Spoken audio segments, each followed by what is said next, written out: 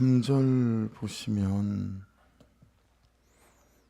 23년 동안 여호와의 말씀이 내게 임하기로 내가 너에게 꾸준히 일렀으나 그렇게 말씀합니다. 이 말씀이 18년 뒤에 그대로 임하거든요. 그러니까 23년 동안 꾸준히 말씀했고 그리고 18년 뒤에 이루어지니까 23년 더하기 18년이면 41년이죠. 이 말씀을 하시고 난 뒤에도 18년이라고 하는 시간이 있었다. 그렇게 꾸준히 일렀어도 그들이 그 말씀에 순종하지 않았다 라고 되어지죠. 23년이 아니라 사실은 41년이다 라고 볼 수 있죠. 4절에 보십시오. 여호와께서 그의 모든 종 선지자를 너에게 끊임없이 보내셨으나 41년 동안 꾸준히 일렀고 그리고 선지자를 끊임없이 보내셨다. 꾸준히 이르시고 41년 동안 선지자를 통해 보내신 그 하신 말씀이 무엇인가? 5절을 보십시오. 세 가지죠. 각자의 악한 길과 악행을 버리고 돌아오라. 세 번째, 그리하면 나 여호와가 너희와 너희 조상들에게 영원부터 영원까지 준 그 땅에 살리라. 자, 9절로 한번 가보시겠어요? 5절에서는 영원부터 영원까지 준 그 땅에 살리라 그랬잖아요. 9절로 가보시면 보라 내가 북쪽 모든 종족과 내 종 바빌론의 왕 느부갓네살을 불러다가 이 땅과 그 주민과 사방 모든 나라를 쳐서 진멸하여 그들을 놀림과 비웃음거리가 되게 하며 땅으로 영원한 폐허가 되게 할 것이라. 완전 대조죠. 5절에서는 영원히 있게 할 것이라 그랬는데 9절에는 영원히 폐허가 될 거다. 그게 뭐가 그렇게 만드는 거죠? 영원히 있게 될 땅에 영원한 폐허가 되는 것은 41년 동안 꾸준히 말했음에도 불구하고 선지자들을 끊임없이 보냈음에도 불구하고 그 말씀에서 돌이키지 않았다. 12절도 가보시겠어요? 여호와의 말씀이니라 70년이 끝나면 내가 바벨론의 왕과 그의 나라와 갈대아인의 땅을 그 지역으로 말미암으라 영원히 폐허가 되게 하되. 이건 가나안 땅은 아니죠. 바벨론 땅이고 바벨론을 말하는 겁니다. 근데 그럼에도 불구하고 여러분 어떤 사람들이 어떻게 영원한 땅이 될 수도 있고 영원한 폐허가 될 수도 있는지에 대한 그런 말씀이 오늘 있습니다. 그러니까 꾸준히 이러시고 선지자를 통해 보내 하신 말씀이 그렇다는 거죠. 6절도 41년 동안 하신 말씀이에요. 첫 번째, 다른 신을 따라다니며 두 번째, 섬기거나 세 번째, 경배하지 말며 네 번째, 너희 손으로 만든 것으로서 나의 노임을 일으키지 말라. 41년 동안 꾸준히 네 가지를 말씀하셨다는 거예요. 야, 다른 신 따라다니지 말고 다른 신에 대해서 우리가 항상 기억해야 될 건 뭐죠? 우상에 대해서 가장 큰 우상이 나 자신의 견해나 방식이겠죠. 섬기거나 경배하지 말고 너희 손으로 만든 것으로서 나의 노임을 일으키지 말라. 그리하면 내가 너희를 해하지 아니하리라 하였으나 계속 이렇게 하면 징계할 거야 라는 말씀이 아니라 여러분 5절 6절 메시지를 보세요. 이렇게 하면 살 거야. 그렇죠? 내가 너희를 해하지 아니할 거야. 이렇게 선지자를 보내서 계속해서 41년간 말씀하셨다라고 하는 거죠. 그런데 남유다 백성들이 어떻게 했죠? 3절을 보십시오. 내가 너에게 꾸준히 일렀으나 너희가 순종하지 아니하였느니라. 4절에는 너희가 순종하지 아니하였으며 두 번째 귀를 기울여 듣지도 아니하였다. 7절로 가보시겠어요? 내 말을 순종하지 아니하고 두 번째 너희 손으로 만든 것으로서 나의 노임을 일으켜 스스로 해하였느니라. 이런 남유다 백성들의 삶을 한마디로 총체적으로 묶어서 내린 결론이 뭐죠? 8절에 보십시오. 너희가 내 말을 듣지 아니하였느니라. 이게 온 남유다 왕국과 그 백성들에 대한 결론입니다. 내 말을 듣지 않았다라고 하는 건 이제 우리가 너무나 익숙하죠. 샤마. 그렇죠? 히브리어에는 샤마는 듣는 것과 들은 대로 삶으로 선택하고 결정하는 것까지를 포함하고 있다라고 익숙히 우리가 알고 있기 때문에요. 그래서 듣지도 않았고, 여러분 듣는 자리에 나오지 않는 사람도 있을 수 있지만 듣는 자리에는 나오지만 들리는 대로 순종이 안 되는 사람도 있고, 들리는 대로 순종했다가 또 못했다가 하는 사람들도 있을 수 있겠고, 말씀을 들으면서 너무 순종해야 되겠다라고 마음을 먹고 결단하지만 참 마음먹은 대로 삶이 따라주지 않는 그런 연약함을 가진 사람들도 왜 없겠습니까? 여러분, 우리는 어느 쪽에 속할까요? 네 번째 가장 속할까요? 우리가 충분히 알겠고 충분히 들리는데 참 그 말씀대로 잘 순종이 안 되는 거예요. 그 말씀대로 잘 안 사라지는 거예요. 그죠? 그래서 계속해서 말씀은 우리에게 은혜 받아야 된다고 말씀하시고 성령 받아야 된다고 말씀하시고 성령의 충만함 가운데 머물러야 된다. 기도로 은혜를 구해야 된다라고 말씀하시는 것 같아요. 그래서 여러분, 오늘 말씀이 말씀하시는 가장 큰 결론 두 가지가 있어요. 8절에 너희가 내 말을 듣지 않았다. 그리고 뒤에서도 이 말씀을 다시 한 번 더 언급하겠지만 7절을 보시겠어요? 스스로 해한 것이다 라는 것입니다. 스스로 해한 것이다. 이렇게 하지 않으면 내가 징계할 거야 라는 말씀이 여러분 5절 6절에 없었죠. 살게 될 거야. 그렇죠? 그리고 영원히 그 땅에 살게 될 거고 내가 너희를 해하지 아니하리라. 그렇게 말씀하시잖아요. 그러니까 이런 삶의 결론과 결국에 이르는 것은 네 스스로 한 거야 라고 하는 거죠. 이 말씀이 가지는 의미를 우리가 잘 이해해야 되겠다라고 하는 것입니다.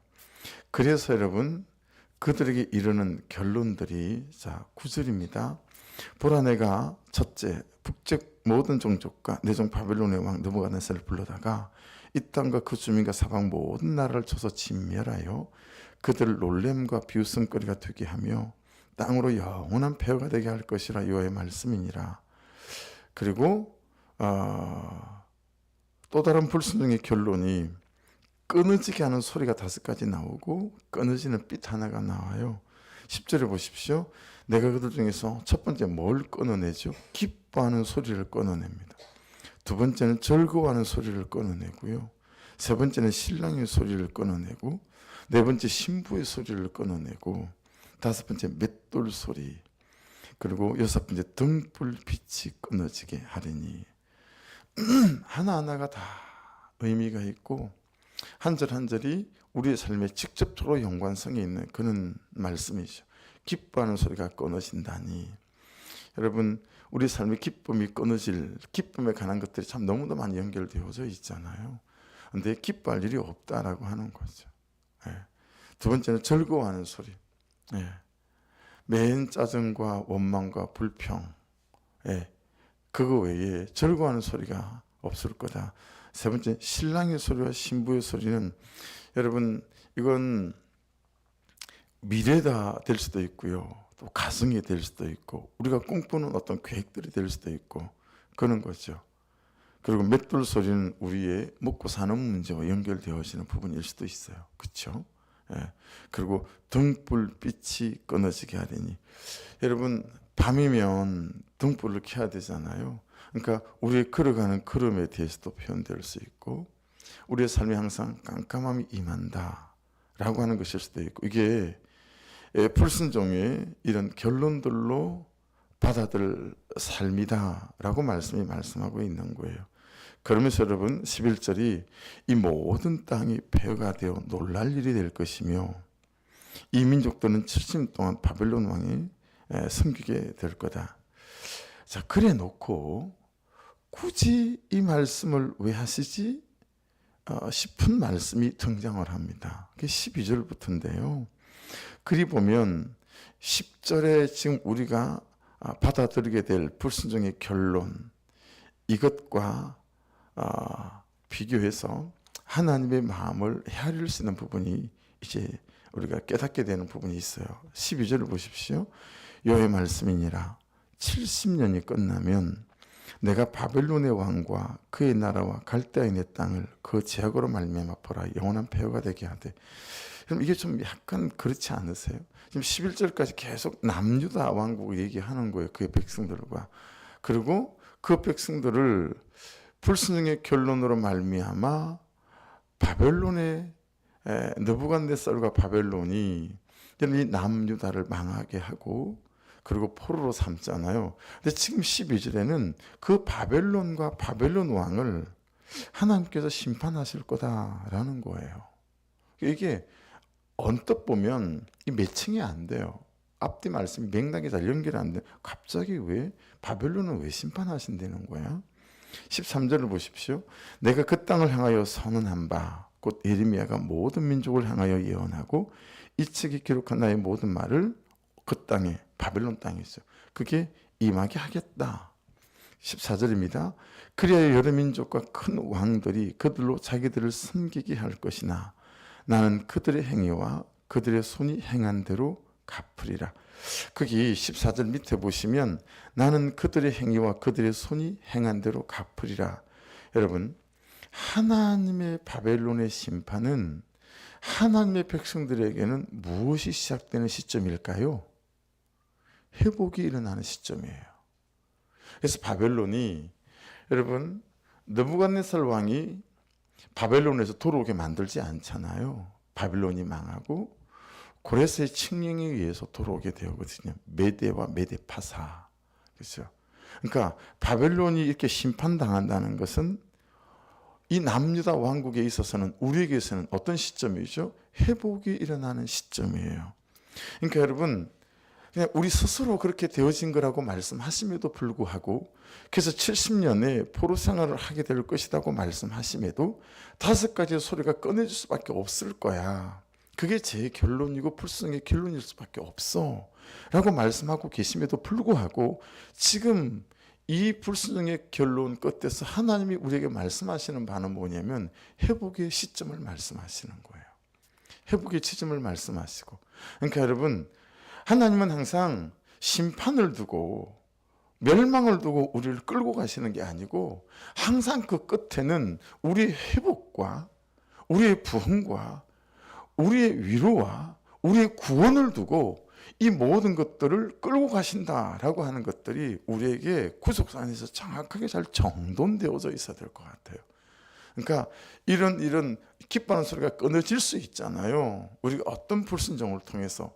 근데 그럼에도 불구하고 그 기쁨의 소리가 끊어질 수밖에 없는 스스로 한 것임에도 불구하고 하나님은 그것을, 여러분, 구원을 위한 그 종점을 향하여 우리를 인도하시고 끌고 가시더라 라고 하는 것이 우리를 향한 하나님 그분의 은혜다라고 하는 것입니다. 조심하실 건 저와 여러분에게 이런 거죠. 이걸 뻔히 알고 있다 보니 여전한 나의 불순종까지 계속 삽으로 푹 떠서 이것도 구속사야, 그리고 거기다 던져놓는 것, 이건 이런 지혜로운 것 같으나 미련한, 여러분, 이런 짓은 하지 않아야 되겠죠. 그죠? 어쨌든 그 바벨론의 심판을 12절에서 말씀하시는 이유는 이제 이스라엘 백성들의 회복의 시점을 말씀하시는 거고, 지금 하나님은 회복을 말씀하고 있다라고 하는 것입니다. 결국은 끝없이 놓지 않고 있는 그 하나님의 사랑의 끈을 말씀하고 있다라고 볼 수 있겠죠. 그래서 여러분, 9절에서 놓칠 수 없는 단어 하나가 나옵니다. 9절을 다시 보실래요? 어떻게 시작되죠? 내가 북쪽 모든 종족과 동그라미 내 종 바벨론의 왕 느부갓네살을 불러다가, 야, 이게 내 종이라는 단어가요 참 우리로 묵상하게 만들어요. 내 종, 남유다 왕국이 스스로 그들의 불순종에서 심판당함에도 불구하고 내 종 바벨론 느부갓네살 왕을 불렀다라고 하는 것은 뭐겠어요? 여러분, 이 모든 것이 하나님 그분 안에 있고 나의 심판마저도 나의 구원을 위한 한 과정으로 하나님께서 쓰신다라고 하는 거죠. 그러니 여러분, 우리에게 어떤 심판처럼 보이는 뼈아픈 사건이 있다 할지라도 그것은 내 구원을 위한 하나님 그분의 어떤 과정 속에 있는 거지, 마치 그 절망과 그 실패가 내 인생의 결론이 끝이 난 것처럼 생각해서는 절대 안 되겠다라고 하는 거예요. 그래서 여러분, 어떤 심판도 어떤 망하는 인생의 결론도 점 같은 것입니다. 구속사 안에서는. 할렐루야. 점으로 보셔야지 그걸 내 인생의 종점으로 보셔서는 절대로 안 되겠다라고 하는 거예요. 여러분 41년 동안 똑같은 메시지를 보냈다고 생각해 보세요. 야, 그거 아니다. 지금 십계명 하고 있잖아요. 그죠? 여러분 십계명을 여러분 우리가 한두 번 들었습니까? 10살 때 예수를 믿었으면 저 같은 경우는 50몇 년을, 그죠? 근데 저는 기억도 안 날 때 교회를 다녔으니 6살, 7살 아니겠어요? 그러면 여러분 이게 50년에 가깝게 계속 이 메시지를 들었음에도 불구하고 고치지 않는 거죠. 예. 여러분에게 우리 각자에게 다양한 말씀하시는 것들이 있잖아요. 십계명을 통해서도. 그렇죠. 근데 계속 41년을 지만 고치지 않는 거예요. 그래서 스스로 행한 거예요. 그래서 그런 인생의 결론을 받아 들었음에도 불구하고 그래서 5가지의 소리가 끊어지고, 그죠? 그럼에도 불구하고 그것은 절망이나 징계와 심판이 아니라 이 구속사 안에서 점 같은 거고, 그 결국 우리를 끌고 가는 마지막 시점은 회복과 구원의 여정 속에 있는 한 단계, 한 지점이다 라고 하는 사실에 대하여 우리가 잘 깨닫는 바가 있어야 되겠다라고 하는 것입니다. 여러분 하나님의 선택은 오직 남유다의 구원에 있고 우리의 구원에 있다라고 하는 것이 오늘 말씀이 우리에게 굳이 12절부터 바벨론을 끄집어내서 그렇게 말씀하시는 이유다라고 하는 거예요. 그래서 여러분 나는 그들의 행위와 그들의 손이 행한 대로 갚으리라. 이게 뭐냐면 하나님께서 하나님이 결정하신 적정한 수준이 있었다라고 하는 거죠. 그런데 그 하나님의 과정 속에 느부갓네살이 하나님의 뜻대로 따라가지 않고 마치 하나님의 자녀들을 짐승을 다루듯이 자기 것이고 자기의 노예인 것처럼 그들을 다룬 것들에 대해서 또 하나님은 바벨론은 땅과 느부갓네살을 하나님이 심판하신다라고 하는 메시지, 그리고 그들의 멸망이 이스라엘 백성들의 회복의 시점이다라고 하는 것에서 하나님의 결론은 항상 우리를 구원해 놓고 우리의 이 과정을 끌고 가시는 거구나 라는 측면에서 우리 삶에 일어나는 모든 심판 같아 보이는, 절망 같아 보이는 이런 배신과 이런 사람들로부터 오는 서운함, 이런 모든 것들을 잘 해석해낼 수 있어야 되겠다라고 하는 것입니다. 뭐 여러 가지 오늘 말씀은 적용 질문들이 생길 수 있어요. 그렇죠? 그래서 1번 같은 경우는 23년 플러스 18년 41년 동안 지금도 끊임없이 내게 말씀하시는 그 말씀이 뭔가라는 거죠. 어떤 것에서 돌이키기를 원하시고 어떤 것들을 끊어내기 원하시고 누구를 사랑하라 하시고 무엇을 시작하라 하시고 무엇을 그만하라 하시는지 계속해서 꾸준히 말씀하시는 게 뭔가, 이거 여러분 오늘 적용 질문에서 우리가 좀 우리를 헤아려 잘 덜쳐봐야 되겠죠. 두 번째는 그럼에도 고치지 않는 나의 여전한 삶, 좀 더 똑같은 질문이긴 하지만 세부적인 거죠. 그래서 여러분 한번 말씀에서 돌아보시면 좋을 것 같아요. 어떤 관계에 대하여, 주신 사람들과의 관계에 대해서 고치지 않는 나의 여전한 삶은 뭔가, 또 예배에 대하여, 내 말과 태도에 대하여, 또 내 방법이나 방식, 재정을 사용하는 것에 대하여, 또 시간 사용에 대하여 얼마나 많이 있겠어요. 그렇죠? 여러 가지 측면에서 여러분 그럼에도 불구하고 고치지 않고 여전히 내 방식대로 살아가는 나의 여전한 삶은 무엇인지 오늘 좀 잘 생각해보고 덜쳐보고 그런 것들을 또 주께 좀 가져갈 수 있으면 좋겠고요. 세 번째는 현재 지금 견디기 힘든 나의 70% 생활은 어떤 걸까라고 하는 거죠. 어쩌면 지금은 어떤 부분에서 여러분 스스로 그걸 또도 고치지 않음으로 말미암아 70% 생활 같은 어떤 어려운 삶의 지경에 있을 수 있는 부분이 있을 수 있겠다라고 하는 거죠. 혹시 그게 뭘까? 그렇죠? 하지만 어때요? 이것도 결국은 끝날 것을 믿는가라고 하는 거죠. 결국은 여러분 끝내잖아요. 70년. 그리고 하나님께서 회복시키시잖아요. 그것처럼 여러분 이렇게 붙어갈 때 참 우리를 저주받게 만들고 멸망받게 만드는 그 어떤 죄라도 끊어지는 역사가 우리에게 있게 될 줄로 믿습니다. 그렇죠? 그것이 오늘 말씀에서 우리의 믿음이어야 되겠다라고 하는 것이니까 견뎌 힘든 나의 70년 프로 생활은 어떤 것이 지금 있고, 하지만 이것도 결국은 끝날 것을 우리가 믿음으로 믿고 이 걸음을 걸어가고 있는가라고 하는 것이죠. 저는 오늘 말씀을 묵상하고 난 다음에 이런 간절한 마음이 좀 생겼어요. 이런 간절함으로 좀 묻고 싶은 거죠. 하나님, 혹시 지금이라도 됩니까? 이런 질문이 그냥 자연스럽게 생기더라고요. 하나님, 오늘이라도 됩니까? 저 안 늦었습니까? 라는 거죠. 예. 여러분, 지금 이 말씀을 본다면 18년이 남아 있는 거예요. 18년이 남아 있는 거죠. 18년이. 그죠? 18년이 남아 있는 거니까 그냥 제가 이 질문을 던지고 절로 대답이 됐어요. 예. 하나님, 지금이라도 오늘이라도 안 늦었습니까? 지금 그냥 말씀하신 거 어떻게든 해보려고 또 내가 순종하는 삶으로 돌아서면 되는 거죠? 라고 질문을 제가 자연스럽게 던지게 되어졌는데 18년 뒤에 진짜 멸망은 그때 오니까 여러분, 메시지는 그래, 안 늦었다, 지금이라도 라고 하는 것이죠. 그게 오늘 큐티 제 묵상의 결론처럼 와 닿았습니다. 그리고 여러분 보세요. 그 사마리아 수가성 여인,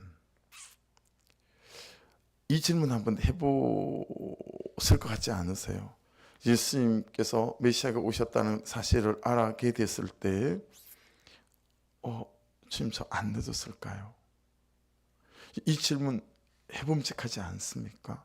저 안 늦었을까요? 지금이라도 될까요? 근데 여러분, 예수께서 뭐라고 대답하셨을까요? 수가성 여인의 회복을 보면, 여러분, 베드로가 밤새 수고해서 고기를 잡았지만 한 마리도 못 잡았잖아요. 그래서 빈금을 막 씻고 있었어요. 그때 예수님께서 그 베드로의 빈배에 오르시잖아요.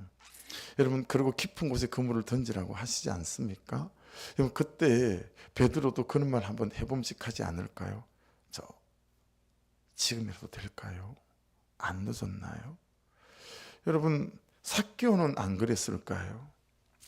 삭개오야, 내려와라, 오늘 내 집에 유하야 되겠다 라고 말씀하셨을 때 삭개오가 예수님에게, 예수님, 저 안 늦었을까요? 그 밤에 삭개오가 예수님에게 말씀을 들으면서 막 말씀이 들리고 깨달아지는 거예요. 그러면서 이렇게 살아온 삶에 대해서 너무 자기의 죄된 삶이 회개가 된단 말이에요.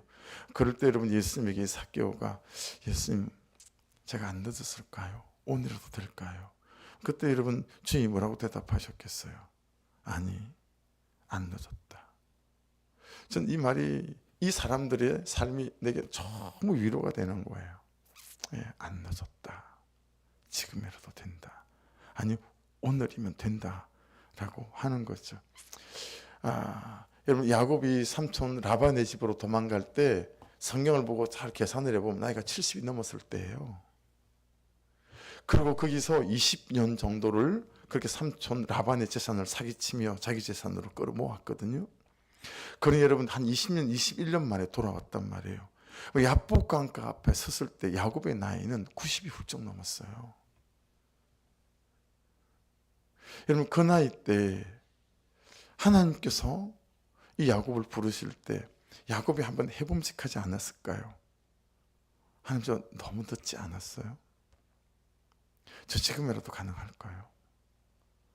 그럼 그때 하나님께서 뭐라고 대답하셨을까요? 야곱에게, 아니, 안 늦었다. 오늘 메시지가 저한테 주시는 결론은 그랬었습니다.